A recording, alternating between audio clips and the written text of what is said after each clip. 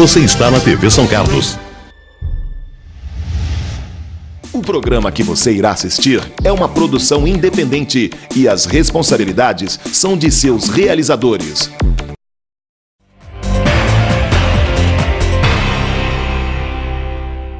Prezadíssimo telespectador, seja muito bem-vindo a mais uma entrevista do Jornal do Engenheiro na TV. E eu faço aqui um registro de que na capital de São Paulo, este programa está sendo exibido no dia 11 de dezembro, o Dia do Engenheiro. E estamos recebendo com muita honra Carlos Mindioni, que é presidente eleito do Sindicato Nacional das Empresas de Arquitetura e Engenharia Consultiva, o Sinaenco, e presidente do Sinaenco SP. E vamos falar sobre os desafios da engenharia. Presidente, antes de mais nada, eu pergunto qual o panorama que o senhor traça da engenharia. Felizmente, esses 2 últimos anos foram muito difíceis para o setor, né? A crise econômica, né, que o país vem atravessando, ainda não saímos, né? Associada aí a uma questão também de problemas de ordem institucional, política, tudo isso retraiu muito o mercado, as atividades da engenharia nacional, né? O Sinaenco, né, que é o Sindicato Nacional das Empresas de Arquitetura e Engenharia Consultiva, nós representamos cerca de 33 mil empresas sediadas em todo o país. Contamos com 12 regionais, né, unidades regionais, de uma certa forma, o que a gente tem visto, uma visão não é nem local, é realmente nacional, todas as regionais, todas as empresas representadas estão passando sim por uma série de dificuldades, né? A engenharia, ultimamente, ela tem sido muito desprestigiada, desvalorizada, até mesmo em alguns aspectos difamada, né? Claro que parte disso em função dos fatos, das ocorrências da Lava Jato, né? Mas não é só disso não. No nosso setor da engenharia consultiva, nós sentimos esse processo de desgaste, já bem antes de se falar em qualquer problema de contratações públicas, né? O que a gente tem visto há um bom tempo são reclamações acerca da qualidade do projeto, da adequabilidade, do nível de detalhamento sendo insuficiente, né? E que isso tem gerado alguns problemas de aditivos de prazo, aditivos de valor nas obras, né? Até mesmo inviabilização de empreendimentos. E o que, apesar de todas as reclamações, tanto de parte dos contratantes, como também de empresas contratadas, profissionais contratados, as ações que a gente vê para tentar mitigar esses problemas, elas parecem ir justamente em sentido contrário, né? Então, hoje se fala quais são os desafios e as conquistas, acho que é mais relevante falarmos dos desafios. Eu sinto que a engenharia está realmente sofrendo grandes desafios, né? Quando eu falo que as ações são do sentido contrário ao que se imaginava, por exemplo, se contrata muito projeto. Projeto é o que vai definir o que é um empreendimento, como ele vai ser executado, em que prazo, quais suas características e qual o valor dessa obra. E como que tem sido contratado ultimamente projeto? Grande parte contratado simplesmente por base no preço. Preponderância no preço ou pelo menor preço, efetivamente, né? E com total, em detrimento da qualidade, em detrimento da boa técnica, né? E isso a gente tem visto também de uma forma generalizada no país. Exemplos disso a gente até pode falar, né? A recente lei das estatais, que define como as empresas públicas e sociedade de economia mista devem contratar, ao invés da lei preconizar que a contratação seja baseada na qualidade e na técnica, ela permite a contratação também pelo menor preço, ou até às vezes a contratação sem um projeto completo, sem um projeto adequado. São ações que certamente irão levar a problemas exatamente iguais a esses que a gente tem tido ultimamente, né? Também tem um projeto o novo projeto de lei de licitações, que vai atender não mais as empresas públicas e as companhias estatais, mas as demais órgãos e entidades do governo, né?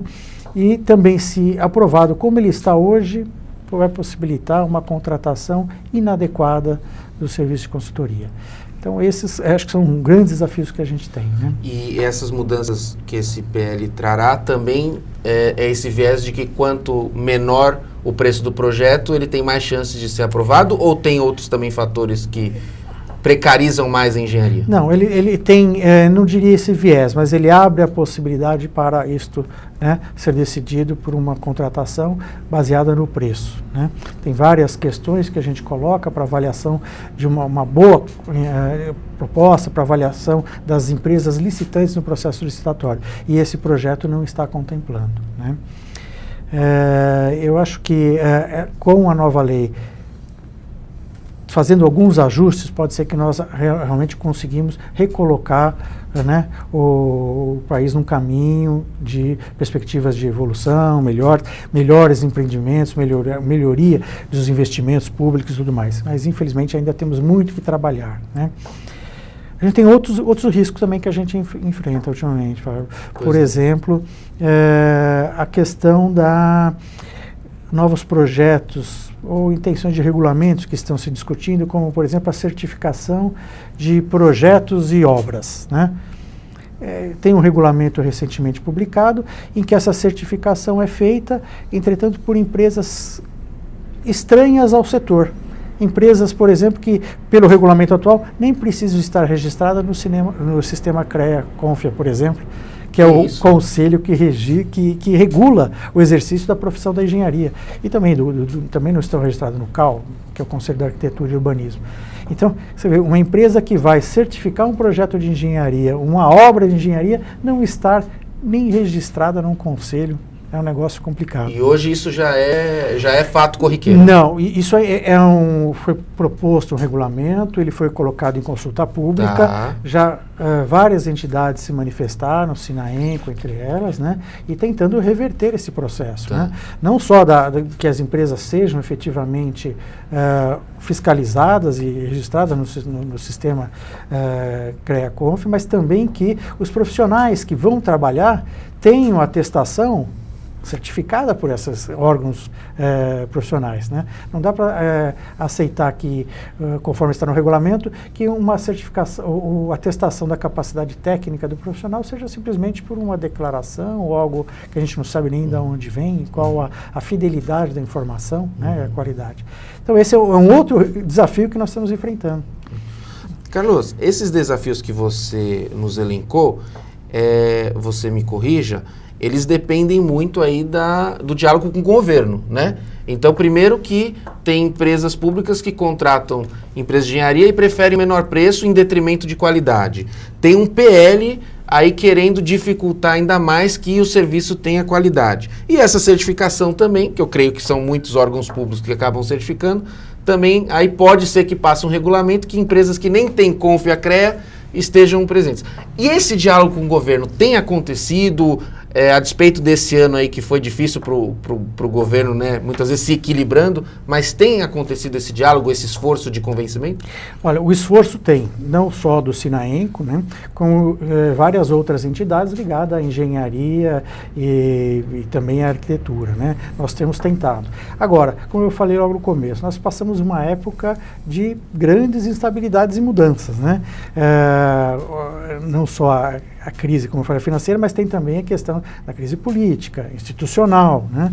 Então, esse diálogo, ele fica prejudicado, às vezes não pela falta de interesse em haver o debate, mas muito porque as coisas estão em constante mutação. Então, você vai falar hoje com um representante, um parlamentar, que está numa comissão, de repente ele sai da comissão, ou a comissão para porque a prioridade do governo passa a ser outra, então isso dificulta esse processo. Mas, sem dúvida, tivemos várias participações em audiências públicas, enquanto o projeto tramitava no Senado, né?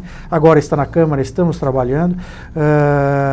Também, com relação a esse regulamento de certificação, tem um trabalho contínuo e tem sido este, de certa forma, até porque o projeto de lei está parado na Câmara, o projeto de lei de licitações, então a gente tem se dedicado muito a essa questão da certificação e temos conversado também com o Ministério, com o Inmetro, para tentar mostrar o risco que está colocando. Essa questão, o regulamento da certificação tem outros problemas também, não é só o registro da empresa. Ele prevê, por exemplo, que na certificação, as empresas que vão fazer essa certificação, elas façam também algumas atividades que são inerentes de um trabalho de gerenciamento ou supervisão de obras, que não tem nada a ver com a certificação em si. E, ao contar com esse tipo de atividades prevista no processo de certificação, que não é um processo contínuo, são inspeções pontuais, né? Pode dar uma falsa ilusão ou induzir um outro contratante público, né, a falar, bom, já que eu tenho essa certificação, não preciso mais de uma supervisão da obra. Então, vai alguém certificar lá num certo dia, por mês, ou a cada quanto tempo ele quiser, e com isso ele acha que vai ter a certeza de uma obra bem executada, de acordo com as normas, de acordo com os requisitos. Então, o processo da certificação realmente traz outras questões muito complicadas para nós. E Carlos, quem produz esse regulamento? Quem o determina? Então, a necessidade disso, basicamente, eu acho que veio desse grande interesse de trazer recursos e investidores externos para o país. Né? Então está afrouxando para que empresas de capital externo venham para cá? A ideia primeiro era criar algum mecanismo que desse, por exemplo, maior conforto para uma seguradora que vai segurar o empreendimento, para um investidor que vai trabalhar com um projeto certificado. Só que não adotaram o caminho certo. Como se pode fazer um regulamento para certificar projeto e certificar obra sem ao menos ouvir o setor e os órgãos de controle do setor, né, que regulamentam o setor. Então é um negócio que acaba não saindo correto. Né? A gente volta daqui a pouquinho, não saia daí.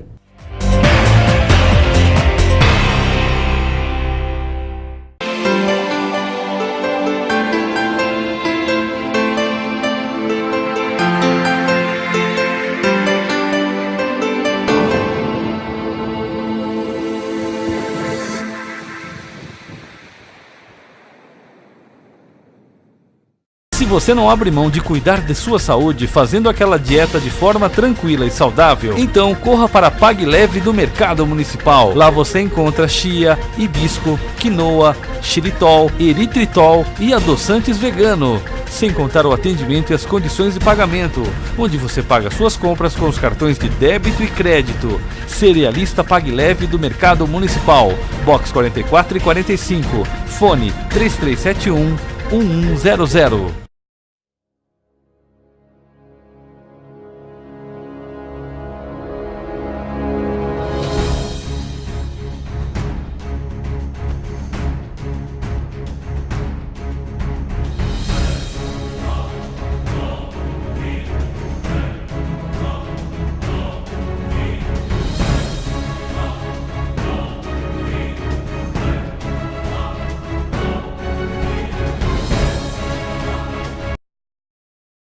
De Porto Ferreira, agora em São Carlos, você conta com a Pires Decorações, decorando a sua casa e festa com total requinte e bom gosto. Presentes, puffs, mobílias em alumínio e fibra sintética. A Pires Decorações trabalha também com quadros e pendentes. Conheça a nossa loja e condições de pagamento. Pires Decorações, Avenida Dr. Teixeira de Barros, 513, Vila Prado. Fone 3416-4383.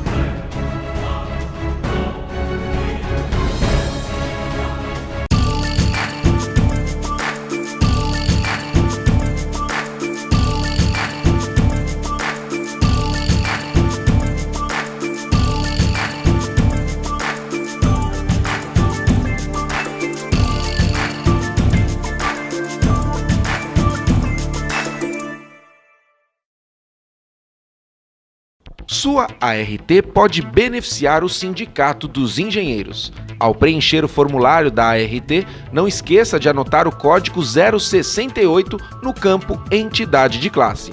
Com isso, você destina 16% do valor para o CESP. Fique atento, o campo não pode estar preenchido previamente. Apoio Cultural, Conselho Regional de Engenharia e Agronomia do Estado de São Paulo. Cuide de sua saúde de uma forma toda especial. Conheça hoje mesmo Pague Leve Cerealista do Mercado Municipal. Toda a linha de ervas aromáticas, temperos e produtos naturais em geral, para o seu bem-estar. Atendimento personalizado e para sua comodidade aceita cartões de débito e crédito. Cerealista Pague Leve, box 44 e 45 do Mercado Municipal. O telefone é 3371 1100.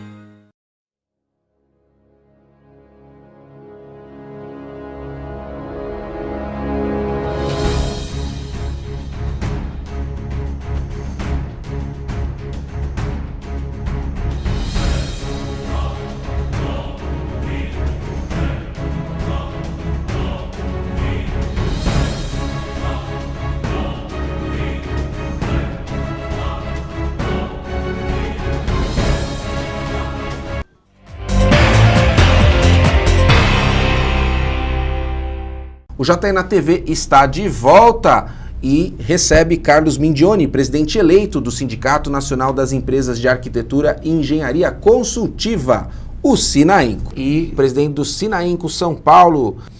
Carlos, falando ainda dos desafios, nós temos também um item aqui na pauta que é a abertura do mercado para estrangeiros, engenheiros estrangeiros. Como é que está isso e está sendo defendido o engenheiro brasileiro? Realmente esse é mais um desafio para a engenharia, não só para o engenheiro, né? Realmente recebemos aí notícia, né, a imprensa mesmo divulgou, de uma proposta do governo de criar um limitador, na realidade, de prazo para o Conselho Federal reconhecer o profissional estrangeiro que vem trabalhar aqui. E que, decorrido esse prazo, não tendo sido completo o processo, o engenheiro estaria automaticamente habilitado a atuar aqui. Esse é um risco realmente muito grande, porque, primeiro, o processo de validação de um diploma realmente é longo. Tem que ver todo o currículo, a carga, todo o histórico, tudo que foi feito não é simplesmente... Adaptações, talvez vai ter que fazer cursos extras também, né? Então, às vezes não é simplesmente chegar e ver, não, é formado em engenharia, tá aceito, né? E isso aí requer realmente muito cuidado. E tem um outro aspecto que eu acho que vale a pena destacar. Qual a necessidade dessa abertura assim tão drástica e tão imediata, né? O que nós temos ouvido, tem cerca de 50 mil engenheiros desempregados no país. Então nós temos capacidade aqui ociosa que tem que ser aproveitada. Temos profissionais, né? Até quando a gente fala da engenharia nacional, que está, como eu digo, tem sido desconsiderada, tal, a engenharia nacional tem uma capacidade muito grande, tem grandes realizações, né? Nós temos aí no setor, por exemplo, área de transportes, temos rodovias de excelência, pontes muito bem construídas também, temos a questão de agroindústria, tem engenharia na agroindústria, que também realmente um dos campos que a gente tem destaque mundialmente, né? A agroindústria, a indústria aeronáutica, Embraer é uma outra empresa de excelência. Então nós temos realmente capacidade instalada, temos conhecimento, o que a gente precisa realmente é de um pouco mais de valorização e de aproveitamento dessa engenharia que está disponível aí para ser empregada, né? Carlos, diante desses desafios listados, diante dessa falta aí de reciprocidade no diálogo com o governo, porque o setor quer dialogar, o setor quer conversar, quer debater, mas você me relata aqui que o governo resiste a isso. Quais são, na sua visão, as perspectivas para 2018? Tá. Na realidade, não é só uma resistência. Como eu falei, tem também algumas questões ligadas à instabilidade política institucional. Acaba focando nisso. Isso. Tá. Agora, Para 2018, o Sinaenco tem uma série de ações que a gente vai dar continuidade e até intensificar, né? Por exemplo, nessa questão do processo de certificação de projetos e obras. É fundamental que esse processo, acho que ele é interessante, ele pode agregar, mas ele é um complemento às atividades que já vêm sendo desenvolvidas. É importante que ele seja feito por empresas e profissionais realmente reconhecidos como tendo capacidade técnica para fazê-lo, né? Nós vamos também atuar, esperamos que comece a andar esse projeto da nova lei de licitações e vamos atuar muito firme no sentido de corrigir as eventuais distorções que a gente vê que não vão sanar os problemas que a gente tem. Pelo contrário, podem até maximizar, né? Então, acho que esses são assim pontos básicos que a gente tem para já atacar. Essa questão também da abertura do mercado, poxa, tem que haver reciprocidade, a gente tem que brigar por isso, tem que haver, primeiro, ver qual é a necessidade dessa abertura. E o Sinaenco entende que não adianta as entidades, quer seja o Sinaenco, quer seja outro sindicato da engenharia ou arquitetura ou um conselho, atuar isoladamente. Nós precisamos realmente unir essas entidades, trabalhar de uma forma contínua, incessante e de uma forma dura até, não podemos relaxar porque as coisas acontecem muito rapidamente, né? E tentando conscientizar, acho que os nossos dirigentes, conscientizar os nossos políticos e também a sociedade, de qual a importância e o papel da engenharia, a importância da tecnologia, né? Nós corremos um sério risco de, ao abrirmos mão de desenvolvermos e mantermos uma engenharia forte, sadia, em evolução, de ficarmos hipossuficientes tecnologicamente e passarmos a depender de interesses de outros países que estão mais avançados em termos de tecnologia. Então, realmente, a gente precisa mostrar esse risco, precisa trabalhar muito para reverter esse quadro e também para recolocar, acredito, a engenharia nacional como realmente um ente protagonista no desenvolvimento do país, sabe? Retomar, a engenharia já foi realmente, tinha uma preponderância muito grande e infelizmente ela foi perdendo esse espaço, né? Aproveitando essa fala de união do Carlos, eu quero aqui reforçar um conceito, um projeto da Federação Nacional dos Engenheiros, a qual esse sindicato CESP é ligado, chamado Engenharia Unida, que propõe unir os sindicatos de trabalhadores, os empregadores, os conselhos, né, da profissão e as associações de classe da engenharia em torno de um projeto único e pegar os pontos que une todos eles, como a defesa profissional e a defesa da preponderância da engenharia aí, rumo ao desenvolvimento do nosso país. Quero fazer esse registro. Para mais informações, você acesse o site da FNE. Carlos, então 2018 vai ser um ano de muito trabalho para o Sinaenco, são essas perspectivas que você nos mostrou aqui. E eu queria que você falasse um pouco desse sindicato, a importância dele para o desenvolvimento do país, o esforço dele de representar estas empresas e como ele aí avança também com o Brasil. Então, o sindicato tem uma função principal, né, que é trabalhar na relação entre os sindicatos de prestadores de serviço, né, os sindicatos laborais e as empresas, fazer essa relação nas negociações das convenções coletivas, né? Isso tem uma importância muito grande. Primeiro, para você, não adianta pensar que só um lado, tendo o poder de decidir como tem que ser o contrato, a forma de contratação e remuneração, isso vai trazer um mercado sadio. Não vai. Então, isso é uma importância muito grande, essa negociação. O segundo aspecto que a gente vê, tendo entidades que centralizam essas discussões, a gente evita o risco de ocorrerem, por exemplo, acordos inadequados, às vezes até espúrios, que beneficiam pouquíssimos interessados em detrimento de todo o mercado. Então, acho que essa também é uma importância de fazer, dar uma homogeneização nessas negociações e garantir que todos tenham as mesmas condições e o mais adequadas possível, né?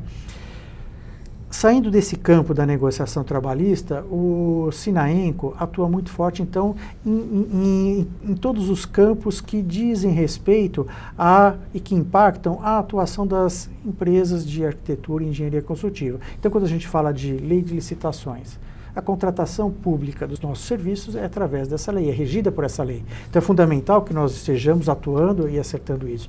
Quando fala na certificação de projetos e obras, puxa, é a certificação do nosso produto. E por outro lado, é trabalhar no mesmo campo que nós atuamos na fiscalização, supervisão de uma obra. Então nós temos que brigar por uma regulação desse tipo. Da categoria.